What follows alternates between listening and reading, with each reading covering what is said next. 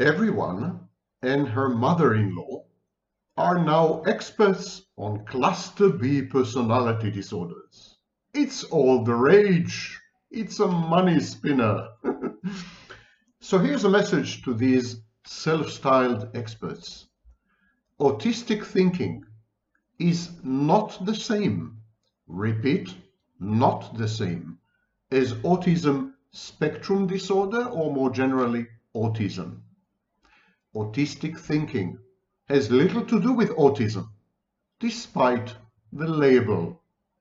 Here's a piece of free advice. I usually charge 500 euros an hour, and here I'm giving it to you for free. Go and actually study psychology under Professor Sam Vaknin, preferably. Or, much easier and much more pleasant, watch this video to the end and you will be enlightened and educated and edified about autistic thinking and dereistic thinking. But not before we trawl through multiple service announcements. Now, for those of you who don't want to listen to the service announcements, fast forward, find where the video starts, the actual content starts. Others who are curious as to what is happening in the esteemed, venerable Professor Sam Vaknin's life, this is for you. Okay, first of all, my name is Sam Vaknin. I'm the author of Malignant Self-Love, Narcissism Revisited. I'm a former visiting professor of psychology in Southern Federal University, Rostov-on-Don, Russian Federation. I left when the war started. And I'm a long-time faculty member in CIAP's Commonwealth for International Advanced Professional Studies in Toronto, Canada, Cambridge, United Kingdom, and an outreach campus in Lagos, Nigeria. Here are the service announcements preceding the actual content of the video. Number one, there's an artificial intelligence channel called Mindful Wealth Mastery. Link in the description. The channel summarizes the thought, the thinking of public intellectuals such as Jordan Peterson, Yuval Noah Harari, and so on and so forth. And among these public intellectuals, poor humble me. My thinking and teachings are also summarized there. Go to the channel, have a look around, and please pay attention to the number of views. Hint, hint. Enough Vaknin, enough self-congratulating and self-bragging. People might think that you're a narcissist. Okay, apropos narcissism, I'm honored and privileged to have been the latest guest in the Human Rights podcast of the University of Cambridge. The podcast is called Declarations, and it is put together by the Center of Governance and Human Rights at the University of Cambridge. It's available on Apple Podcasts and on Spotify. And again, there's a link in the description. Now, during this podcast, I suggested a new approach to abuse involving dual concepts, borders versus boundaries. The host was Nima Jayasingh, and the panelist was Dr. Mariam Tanweer. And we dealt with the discourses regarding personal border violations in mental abuse versus boundary violations. It's very interesting because I identified several behaviors which are not considered abusive as actually abusive. Go there and listen if you didn't have enough of a Vaknin dose for the day. Overdose on Vaknin is the new black. Okay. Next, as you well know, or some of you may know, I have a PhD in physics. So there's several videos I've made about physics, a theory that I came up with in 1984 in my PhD dissertation is now being elaborated upon by scientists. all over the world. So there are several videos on physics. There are videos on economics. I used to be an economic advisor to several governments. I used to be the senior business correspondent of United Press International, UPI. I was and am still interviewed widely in all international media, lately on Newsweek and RTL TV Hungary, and so on and so forth. And I'm the current columnist in Brussels Morning, which is a European Union newspaper. Now, all these contents and materials are available on my Vaknin Musings channel. Vaknin Musings channel. And again, there's a link in the description. Another channel that I maintain is about nothingness. Finally, the last service announcement. I'm uploading academic papers, academic articles that I've published, that I've authored and published. And I'm uploading academic articles and papers where my work is cited. There's a total of 1,500 academic papers where my work has been cited. And I'm uploading all these to my page on academia.edu. Academia.edu. Academia.edu. Recently, academia.edu selected me to be top 0.5% of 270 million academics around the world. It's a huge honor, and I accept it. Atypically of me, I accept it with due humility. Top 0.5% of all academics in the world, confirmed by academia.edu. I'm also a member of their editorial board and other positions. So, these are the service announcements.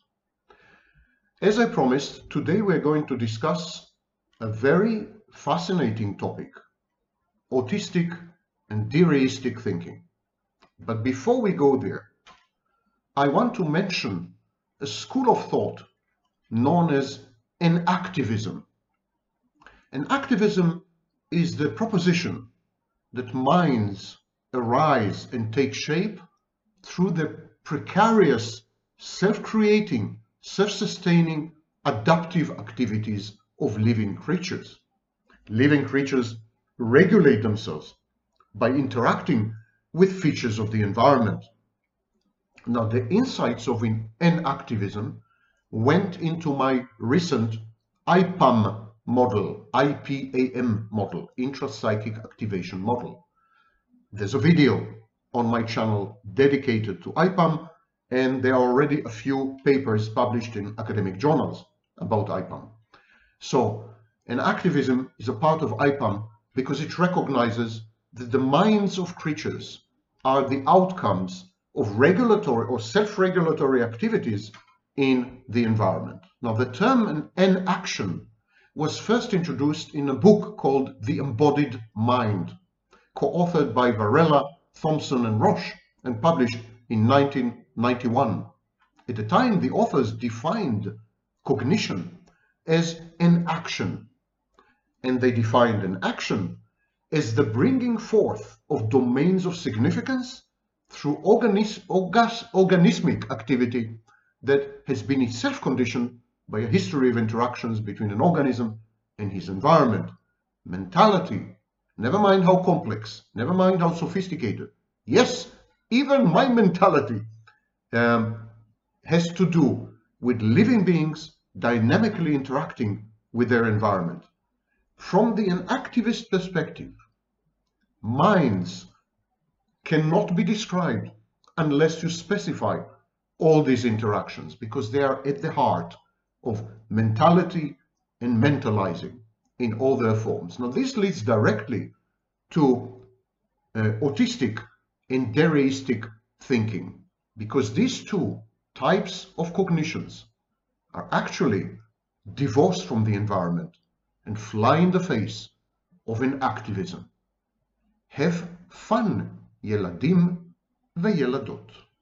Look it up.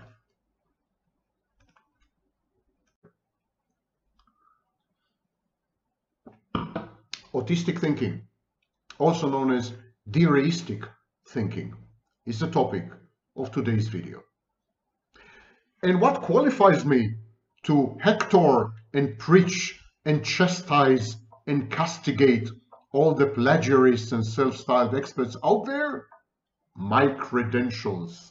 My name is Sam Vaknin. I am the author of the first book on narcissistic abuse, Malignant Self-Love, Narcissism Revisited, first published in 1999 when the dinosaurs roamed the earth. I'm also a former visiting professor of psychology in Southern Federal University in Rostov-on-Don, Russian Federation, and I am a long-term member of the faculty of CIAPS, Commonwealth for International Advanced Professional Studies, with offices in Toronto, Canada, Cambridge, United Kingdom, and an outreach campus in Lagos, Nigeria. Here you are. You span the globe with me. Join Vaknin Tours. Okay, Neshamot. Look it up. Let us delve right in. Enough with the nonsense, Vaknin. Let us delve right in and discuss autistic and dereistic thinking. Autistic and dereistic thinking are ways of relating to reality, to personal experience, to logic itself, and to other people, interpersonal relating. Autistic and dereistic thinking are fantasy-infused. They're based on fantasy. However, they are, technically speaking or clinically speaking, cognitions. Dereism and autistic thinking, as the name implies, deal with thoughts, with cognitions. But these cognitions are somehow distorted. These are cognitive distortions. The autistic thinking is narcissistic and egocentric, self-centered and self-absorbed. That's autistic thinking. Dereistic thinking is totally fantastic. It revolves around fantasy and daydreaming. It is divorced from reality. It involves impaired reality testing. Both autistic and dereistic thinking are self-referential. They cause the individual to withdraw from the world and to focus upon oneself to the exclusion of all others, everything else, and even the logic, order, and structure that rule the universe. So these patients have illogical and idiosyncratic cognitions. Their thinking is very bizarre, to the point that often they are misdiagnosed as schizotypal. But the thinking, autistic thinking and dereistic thinking derive from an overarching and all-pervasive daydreaming or fantasy life. In other words, they are not isolated figments or mechanisms that are not integrated well into other psychodynamics. They form a part and parcel, and very often the pivot or the axis of the total mental world, psychological universe, inner landscape of the person involved. Cognitions in this case, dereistic cognitions, autistic cognitions actually form the internal universe of the patient, so that everything becomes suffused with fantasy, dreams, highly unusual, very specific and unique to the individual thinking, idiosyncratic thinking, very stereotypical or concrete thinking, a defiance of logic and an inability to relate to other people as if they were real. Of course, if you deny reality, also deny the reality of other people, with the exception of plagiarists out there. Okay, Shoshani. So we have a patient. He is illogical. He's bizarre, he's odd, he's weird, he misinterprets his own experience in ways which are delusional or strange. He has a very poor interface with reality. He misjudges reality. And we have this kind of patient, and they infuse people and events around them with completely subjective meanings. It is on the thin line with psychosis, actually, because there are strong elements of hyper-reflexivity and the usual confusion between internal and external objects. These patients regard the external world as an extension or projection of the internal one. Such patients often withdraw completely. They retreat into an inner private realm, unavailable to communicate and to interact with others. And this is very common in specific phases of the narcissistic cycle, for example, the schizoid phase. And so there is a close affinity between narcissism and autism mediated via autistic thinking. The narcissist is the only clinical case who engages in both autistic thinking and dereistic thinking, depending on the phase in the cycle. So narcissists are like portmanteau. They are like a compendium of these types of counterfactual, unrealistic modes of thought and relating to the environment. People with autism spectrum disorder, they engage in autistic thinking. Narcissists, as I said, engage in autistic thinking and dereistic thinking. But autistic and dereistic thinking are not limited to these mental disorders. If we were to consider the belief in God and other supernatural beings as a form of delusional disorder, a mass psychogenic illness, the way I do, that's how I regard this idiotic nonsense. Well, these are mentally ill people. Religious people are mentally ill. And and some of them, not all of them, some of them can easily degenerate into autistic and dereistic thinking. For example, many of them believe that God himself is taking care of them specifically, personally, individually, monitors them, micromanages their lives, and rewards them or punishes them according to their behavior or misconduct. This is delusional, autistic, dereistic thinking, self-absorbed and divorced from reality. So we have an example of socially acceptable delusions which actually involve dereistic and autistic thinking. Similarly, paranoia. Paranoid ideation is a form of narcissism. It's grandiose.